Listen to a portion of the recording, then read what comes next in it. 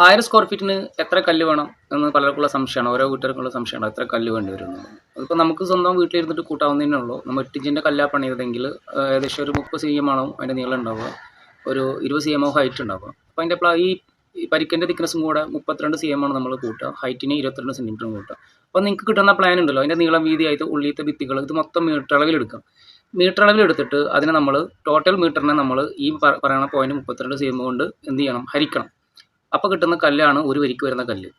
അതിൽ വരുന്നത് ഡോറിൻ്റെ ഓപ്പണിങ്സുകൾ, അതേപോലെ വിൻഡോസിൻ്റെ ഓപ്പണിങ്സുകൾ, അങ്ങനത്തെ നമുക്ക് ലെസ് ചെയ്താൽ മതി. അതേപോലെ ഹൈറ്റിന് അതേപോലെ ഹരിക്കുക. എന്നിട്ട് അത്ര ഹൈറ്റിനെ നമ്മൾ നീളത്തിൽ കിട്ടിയ കല്ലുകൊണ്ട് നമ്മൾ എന്ത് ചെയ്യുക, ഇൻഡു ചെയ്ത് കഴിഞ്ഞാൽ അത്രയും കല്ലാണ് നമ്മൾ 1000 സ്ക്വയർ ഫീറ്റിന് വീടിന് വരിക.